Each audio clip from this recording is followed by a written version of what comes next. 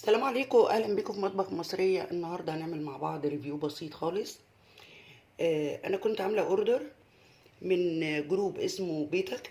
والله ما يعرف حتى انا هعمل الريفيو ده خالص، بس من كتر باعجابي بالحاجه اللي انا طلبتها واسعاره متميزه، فقلت انا هعمل الريفيو دوت، وهبقى اجيب لكم احط لكم لينك الجروب في اول تعليق مثبت. انا طبعا اتصفحت الجروب كله، فاخترت حاجات انا محتاجاها. زي ايه؟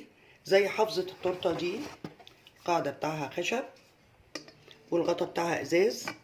اما ابقى عاملة تورتة صغننة الحقيقة، بس كنت عايزاها اكبر من كده، بس هو ده المقاس المتوفر عنده، في منتهى الجمال والشياكة. حلو قوي.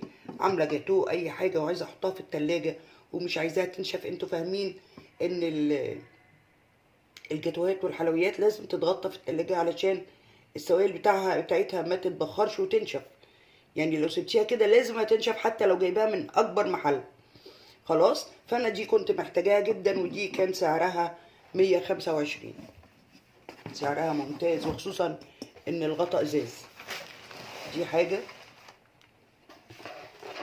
الحاجة التانية البولات. طبعا ابهرني شكلها ان هي مربعة جديدة. 6 بولات، بصوا عاملة ازاي.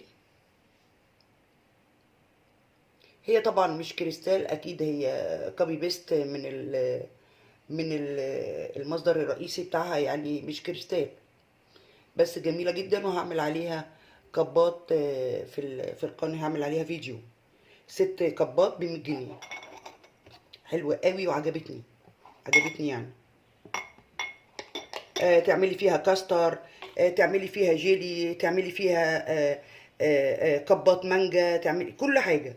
يعني هي الحقيقه شكلها يوحي لك ان انت هتعملي فيها حاجه في منتهى الجمال، وسعرها طبعا ولا حاجه.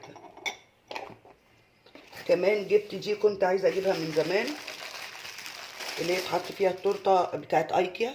هي طبعا تقليد ايكيا. بتاعت ايكيا بتبقى دي بلاستيك، بتاعت ايكيا بتبقى زي ايكيا بتبقى زي صاج. بس بصوا جمال شكلها. مش هتفرق معايا في حاجه، لا هحطها على نار ولا اي حاجه.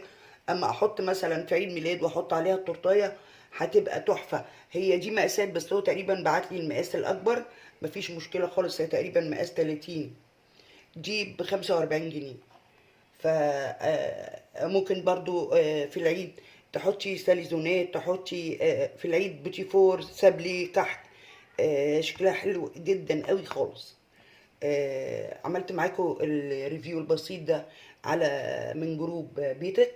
اللي عايز اللينك يقول لي، او انا هنزله على اول تعليق مثبت في القناه. كانت حاجات بسيطة اشتريتها النهاردة وعجبتني، فحبيت اوريها لكم. وهتلاقوني بستخدمها في الفيديوهات اللي جاية ان شاء الله. كنت معاكم اماني من مطبخ مصرية. بحبكم في الله، وباي باي.